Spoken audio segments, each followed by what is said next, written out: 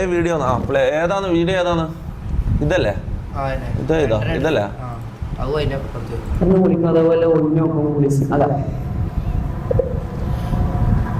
അതാ പറയാൻ പറ്റുമല്ലോ. അതായത് എനിക്ക് ബുദ്ധിന് പക്ഷെ എന്നാലും ഒരു ഇതുണ്ടല്ലോ, എന്തായാലും പറയാ ഒരു ക്യൂരിയോസിറ്റി കാണാനുള്ളത് അതൊക്കെ നമുക്ക് ഭാര്യ പിടിക്കുകയൊക്കെ ചെയ്തിട്ടുണ്ടോ? ആ കുട്ടിയുടെ പ്രായം എന്താണെന്ന് എനിക്കറിയില്ല. പക്ഷെ ഇങ്ങനെ ഒരു സെൻസിറ്റീവ് ആയിട്ടുള്ള ഒരു കാര്യം ഇന്ത്യയുടെ ക്രൈം സംസാരിച്ചുകൊണ്ടിരിക്കുമ്പോ ഇന്റർവ്യൂവർ അതിന് സ്പൈസ് ചെയ്തുകൊണ്ട് കൊടുക്കുക. ക്യൂരിയോസിറ്റി, കാണാനുള്ളൊരു ത്വര, കുറച്ചെങ്കിലും നമുക്ക് ബോധം വേണ്ടേ? ഇതിന്റെ ഒട്ടും സെൻസ് ഇല്ലേ?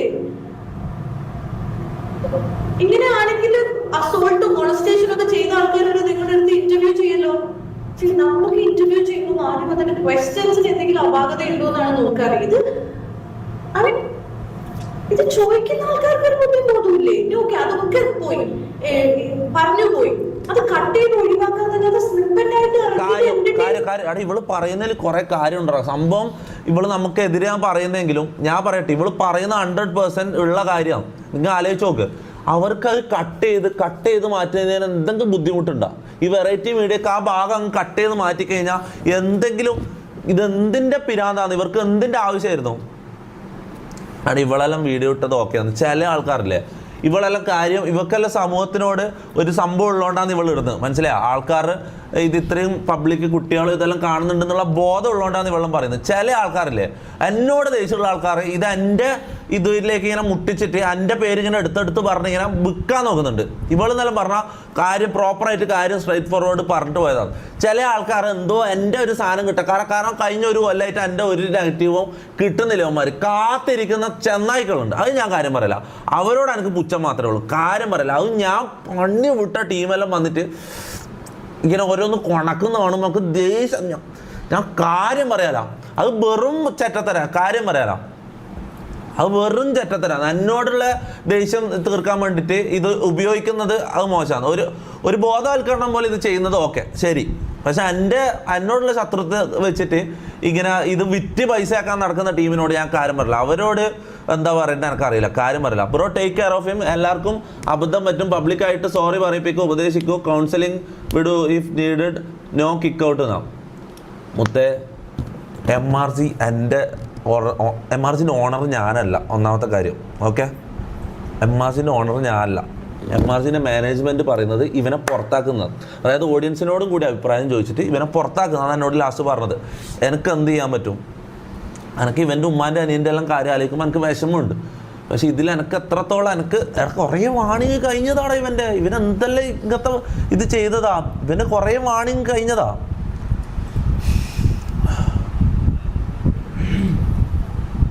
സൂപ്പർ ചാറ്റ് എന്താ വന്നേ? ബ്രോ, മമ്മുൻ്റെ ലൈഫിൽ എല്ലാം നടന്ന ഒരു സംഭവം.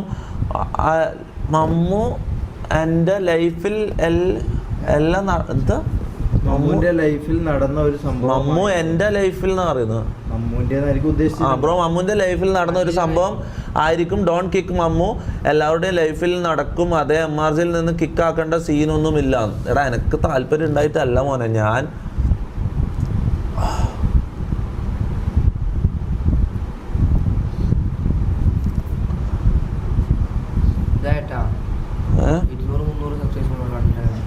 $1 പക്ഷെ ഇങ്ങനെ ഒരു സമയത്താണല്ലോടാ 1 million ആയിപ്പോയത്. നമുക്കൊന്ന് സെലിബ്രേറ്റ് ചെയ്യാം, ഒന്ന് കേക്ക് മുറിച്ചൊന്ന് മറ്റേ പടക്കം പൊട്ടിച്ച് സെലിബ്രേറ്റ് ചെയ്യാന്ന് വിചാരിച്ചതാണ് 1 million.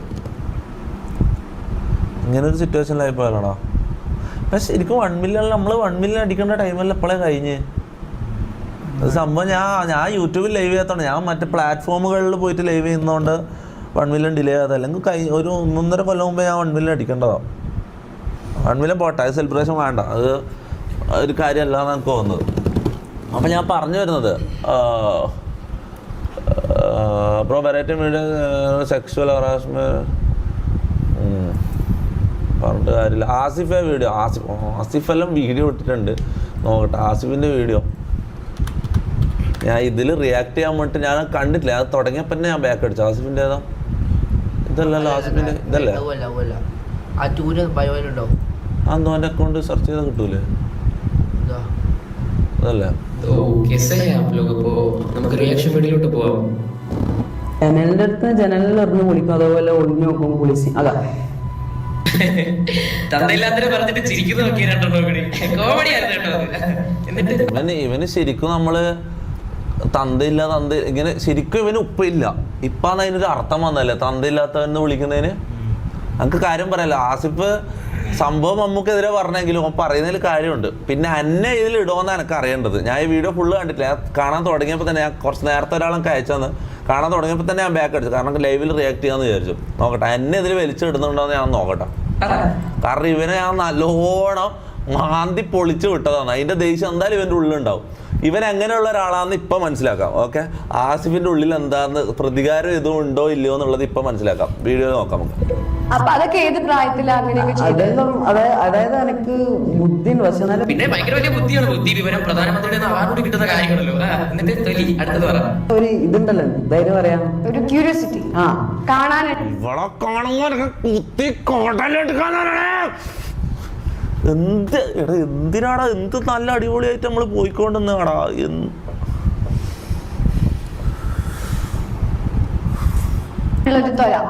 ഇത്തവണ ഡൗട്ട്സ് ഒക്കെ കണ്ടു. ഇത് ഇന്റർവ്യൂ ആണോ അതോ കമ്പിക്കഥയാണോ? ഇന്റർവ്യൂയുടെ പേരിൽ കമ്പിക്കഥ പറഞ്ഞുകൊണ്ടിരിക്കുകയാണ് രണ്ടും കൂടി. ഇതെല്ലാം നമ്മളെ ബാധിക്കാട്ടോ. ഇതെല്ലാം ഇവർക്ക് തമാശയാണ്, പക്ഷെ നമ്മളിത് ബാധിക്കാട്ടോ. കാര്യം പറയില്ല. നിങ്ങൾ ഇതെല്ലാം കണ്ടിട്ട് ചിരിച്ചോണ്ട് നിന്നോ? അതൊക്കെ നോക്കുമ്പോ ആരെയും പിടിക്കുകയൊക്കെ ചെയ്തിട്ടുണ്ടോ? നിങ്ങൾക്ക് എത്ര ഡൗട്ട് ആണെങ്കിൽ വീട്ടിൽ കൊണ്ടുപോയി അവനെ കൊണ്ടുവന്ന ഒരു ടൊട്ടോറിയൽ ചെയ്യിപ്പിക്കാൻ ഒളിഞ്ഞു നോക്കുന്നത്. ഇതൊക്കെ സപ്പോർട്ട് ചെയ്ത് ഇതൊക്കെയാണ് ഇന്റർവ്യൂ, ഇതാണ് ഇന്റർവ്യൂ. ഇതൊക്കെയാണോ സപ്പോർട്ട്, ഇതൊക്കെയാണോ ഇന്റർവ്യൂലൊക്കെ വന്നിട്ട് പറയുന്നത്? ആരെങ്കിലും അത് കണ്ടുപിടിച്ചിട്ടുണ്ടോ? ഇതൊക്കെ ചെയ്യുമ്പോൾ എങ്ങനെയായിരുന്നു? ക്യൂരിയോസിറ്റി ആണോ? എങ്ങനെയുണ്ടായിരുന്നു എക്സ്പീരിയൻസ്? പെണ്ണായി പോയി. ഇനിയിപ്പോ ഞാൻ എന്തെങ്കിലും പറഞ്ഞ നാളെ കേസ് എനിക്കാ വരുന്നത്. ആരെയും പിടിക്കുകയൊക്കെ ചെയ്തിട്ടുണ്ടോ? അയാലും മമ്മു ബെസ്റ്റ്. ഇവനെന്ത് മാസടിച്ചിട്ടാണ് ഈ നാറി ഇത് പറയുന്നത്? ബെസ്റ്റാന്ന് ഇവൻ മാസാക്കിട്ടാണ് അവിടെ പറയുന്നത്. ആടെ എങ്ങനെയെങ്കിലും ഒന്നും ഇത് കത്തട്ടെ എന്ന് വിചാരിച്ചിട്ട് ഇവൻ എന്തെല്ലോ പറയാന്ന്, എന്തെല്ലോ വായി കിട്ടിയെടുത്ത് പറയാന്ന്. അതിൽ മമ്മൂ നീ ബെസ്റ്റ് ആണെന്നല്ലേ പറയുള്ളൂ. നിന്റെ ഭാഗ്യം എന്ന് പറയാം. കാരണം ആരെങ്കിലും ഒക്കെ കണ്ടിട്ട് നട്ടലുള്ള ഏവരെങ്കിലും കണ്ടിട്ടുണ്ടെങ്കിൽ നിന്നെ പിടിച്ച് പെരുന്നാളിന് പോത്തിന് നടക്കുന്ന കാലത്തേനെ. അതിൽ ഞാൻ ബെസ്റ്റ് ആണെന്ന് പറയുന്ന കാട്ടി വല്ല ബെസ്റ്റ് ആയിട്ട് പോയി കൈ കൊട്ടാ തിരി അന്തസ്സും പോയി. ഞാൻ ഒറ്റക്കല്ല കേട്ടോ, എന്റെ പേരും വേറൊരുത്തനും കൂടി ഉണ്ടോ. സഹതാപം മാത്രമല്ല. കാരണം ഏതൊരുത്തൻ ഇല്ലാത്ത കഥയാണ് ഇതെല്ലാം. വെറുതെ തട്ടി വിടുന്നേന്ന് ഇവൻ എങ്ങനെയെങ്കിലും രണ്ടാൾക്കാർ ഇവനെ ഇവന്റെ വിചാരം ഇവനെ മറ്റേ മാസ് മ്യൂസിയം ഇതുവെല്ലാം വരുമെന്ന് വിചാരിച്ചിട്ടാണ് ഇവൻ ഇതെല്ലാം ചെയ്യുന്നത്. മനസ്സിലായോ? ഇവൻ മറ്റേ ഫാൻ പേജുകളിൽ എഡിറ്റ് വരുമല്ലോ, ഇത് ഇവന് ഭയങ്കര ഇഷ്ടമാണ്. ഈ ഫാൻ പേജുകളിൽ എഡിറ്റ് വരുന്നത് ഇവൻ എപ്പോ ഇരുന്ന് കാണുന്ന എപ്പോ ഇരുന്ന് കാണും. ഇവൻ അത് വിചാരിച്ചിട്ട് കുറച്ച് മാസം ആക്കാം, കുറച്ച് കോമഡി ആക്കാന്നുള്ള ലെവലിലാണ് നടന്ന്. അതിന്റെ ഇടക്ക് അവരവിടെ കുത്തി എന്താ ഫണ്ണില്ല മമ്മ എന്താ ഇത്ര ബോറിംഗ് ആയിരുന്നു എന്നുള്ള ലെവലിൽ ഇവരിങ്ങനെ ഇതാക്കുന്നുണ്ട്, എരിപ്പ് വരുന്നുണ്ട്. എന്തെങ്കിലും ഇവൻ കോമഡി പറയട്ടെ എന്ന് പറഞ്ഞിട്ട് എനിക്ക് ഇവൻ ഇങ്ങനെ എന്തെല്ലോ ചറ തട്ടി വിട്ടതാണ്. ഇങ്ങനെ ഒരു സംഭവം ഉണ്ടായിട്ടില്ല. നീ എന്തോ വിചാരിച്ചു? നീ ഇങ്ങനെ വന്ന ഒരു സോഷ്യൽ മീഡിയ പ്ലാറ്റ്ഫോമിൽ ഒരു ഇന്റർവ്യൂ വന്നിട്ട് ഇമാതിരി തെമ്മാടിത്തരം പറഞ്ഞിട്ട് നാളെ കുറെ എഡിറ്റിംഗ് പേജ് നിന്റെ ഈ പറഞ്ഞ ഈ അപരാധം എടുത്തിട്ട് ഇതാ ഞാൻ പറഞ്ഞ എഡിറ്റിംഗ് പേജ് അതാണ് എന്റേത്. മാസ് ബീജും കയറ്റി തൊലിച്ചെന്ന് വെക്കുമെന്നാണ് നീ വിചാരിക്കുന്നു. ഒന്നും പറയുന്നില്ല, ഒന്നും പറയുന്നില്ല. ഇപ്പുറത്ത് വീട്ടിന്റെ ഇപ്പുറത്തായിരിക്കും, പക്ഷെ അത്രയും അതേ നമ്മുടെ അതേ വൈബിളുള്ള ആൾക്കാരുണ്ടെങ്കിലല്ലേ നമുക്ക് കാണുമ്പോൾ ഇതുപോലത്തെ അപരാധിച്ച ചോദ്യം എടുത്ത് അവൻ എന്നോട് കൂടെ അവന്റെ വാങ്ങി നീ ഇനിയും ഇതുപോലത്തെ കേൾക്കാൻ പറ്റത്തുള്ളൂ. നമുക്ക് നമ്മളെ സെൽഫ് റെസ്പെക്ട് അല്ലല്ലോ വലുത്. നമുക്ക് ചാനലിന്റെ റേറ്റിംഗ് ഉണ്ടാക്കിയാൽ പോരെ, അല്ലയോ താത്ത? ഞാൻ കുറേ വീട്ടിൽ പോയിട്ടുണ്ട്. അതായത് രാത്രിയാണോ പോവാ? രാത്രിയാണോ രാവിലെയാണോ? അവന് പൊങ്ങുമ്പോഴാണോ അവന് താഴുമ്പോഴാണോ? എടാ കാര്യമല്ലോ ഓളെന്തെല്ലാം ചോദിക്കുന്നത്.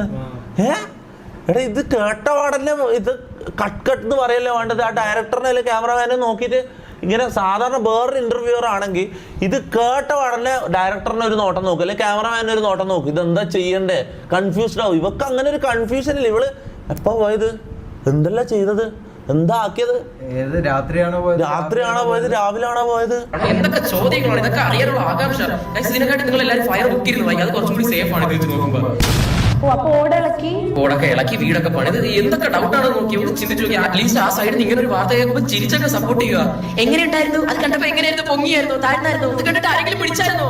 മമ്മൂനെ ആരെങ്കിലും പിടിച്ചു തന്നായിരുന്നു? ആ കൂട്ടുകാർക്ക് എങ്ങനെയായിരുന്നു? അവർക്ക് പൊങ്ങിയോ അതോ അവർക്ക് താഴ്ന്നോ? കുളിമുറിയിൽ എങ്ങനെയായിരുന്നു? ചേച്ചിക്ക് ഡ്രസ് ഉണ്ടായിരുന്നു? ചേച്ചിയുടെ കളർ എന്തായിരുന്നു? വളരെ ഇൻസ്പയറിംഗ് ആയിട്ടുള്ള ഇന്റർവ്യൂ ആണ് ഇപ്പൊ നമ്മൾ കണ്ടത്. വേറെ ഒന്നുമല്ല. ഇപ്പൊ ഇതിപ്പോ കുറെ സപ്പോർട്ട് ചെയ്തിട്ട് വേണമെങ്കിൽ ആൾക്കാർ ഒരു കാരണം ഇത് അവന്റെ പാസ്റ്റ് അല്ലേ പറയല്ലേ അവൻ എന്തിനാ ഇതൊക്കെ വെച്ച് ജഡ്ജ് ചെയ്യുന്നതൊക്കെ പറഞ്ഞ ഒരുപാട് ആൾക്കാർ ചിലപ്പോൾ വരുമായിരിക്കും. ഈ പാസ്റ്റിൽ അവൻ പറയുന്ന കുറച്ച് കാര്യങ്ങളുണ്ട്. അവരെ ആസ്വദിച്ചു, അവന്റെ ഫ്രണ്ട്സ് ഉണ്ടായിരുന്നു, അവരെ ആസ്വദിപ്പിച്ചു, എന്നിട്ട് കുറെ ഓളക്കി മാറ്റി, അവൻ കുളിമുറിയിലെത്തി നോക്കി. ഈ പറയുന്ന ആരുടെയെങ്കിലും, ഈ കാണുന്ന ആരുടെയെങ്കിലും ചിലപ്പോൾ അമ്മയോ പെങ്ങളുമാരോ അതിലൊക്കെ ഉൾപ്പെട്ടിട്ടുണ്ടെങ്കിൽ നിങ്ങൾ പറയോളൂ ഇതൊക്കെ പാസ്റ്റ് ആയിരുന്നു. നിങ്ങൾക്ക് പറയാൻ പറ്റും, നിങ്ങൾക്ക് അക്സെപ്റ്റ് ചെയ്യാൻ പറ്റും. ആരെങ്കിലും അതെന്റെ പണ്ടത്തെ അമ്മയല്ലായിരുന്നു, അതിന്റെ പണ്ടത്തെ പെങ്ങളുടെ ശരീരമില്ലായിരുന്നു, അത് കുഴപ്പമില്ല, അത് പാസ്റ്റ് ഇല്ല, അത് ഇപ്പോഴത്തെ അല്ലല്ലോ എന്ന് പറയും ആരെങ്കിലും? ഇല്ല, ആരും പറയത്തില്ല. This is not a job മമ്മോ, this is crime, this is fucking crime. Support ചെയ്യാൻ ഇപ്പോൾ ആൾക്കാരുണ്ട്, ചിലപ്പോൾ ഇത് താങ്ങി പിടിക്കാൻ കുറെ പേര് വരുമായിരിക്കും. I don't give a fuck. ഓ ഇവൻ എന്നെ എടുത്തിട്ടല്ലേ അതില്? ഓ ആടാ അത് ഡബ്ല്യൂടാ, കാര്യം പറയല്ലേ ഇവൻ. ആ ഗ്യാങ്ങിനെയും പറഞ്ഞില്ല, എന്നെയും പറഞ്ഞില്ല ഇവൻ. അപ്പൊ അങ്ങനെ പ്രതികാര ബോധമൊന്നുമില്ലല്ലോ ഇവന്. ഞാൻ ആദ്യം ഇവൻ വീഡിയോ ചെയ്തെന്ന് പറഞ്ഞപ്പോ എന്റെ മൈൻഡിൽ ഫസ്റ്റ് വന്നത് പണ്ട് ഞാൻ ഇവനെ പൊളിച്ചു വിട്ടതിന്റെ ദേഷ്യം അങ്ങനെ എന്തെങ്കിലും തീർക്കോ അങ്ങനത്തെ ഒരു ഇതിലാണ് ഞാൻ വിചാരിച്ചത്. പക്ഷെ അത് റെസ്പെക്റ്റഡാ കാര്യം. ഡബ്ല്യു ആസിഫ് സംഭവം ഓൻ ശരിയാണ്. മമ്മു ചെയ്ത ആ തെണ്ടിത്തരത്തിന് ഓൻ എതിരെ പറഞ്ഞു. അത് ഇപ്പം എനിക്കൊന്നും ഇതാക്കാൻ പറ്റൂല. എന്നെന്തായാലും നമ്മളെന്തായാലും ഇതിൽ വലിച്ചിട്ടില്ല അല്ലേ? ആ ഡബ്ല്യു മൈൻഡ് സെറ്റടാ, റെസ്പെക്ട്. കാര്യം പറഞ്ഞു പോയി. അതാ വെൽ സെഡ്. മമ്മൂൻ്റെ കാര്യം എന്താ ചെയ്യേണ്ടതെന്നുള്ളത് ഓഡിയൻസ് പറ. ഇനിയിപ്പം 1 million ആയോ? അവിടെ 1 million ഡേ തന്നെ മമ്മു ഈ വീട്ടിൽ നിന്ന് പുറത്തേക്ക് വന്നു.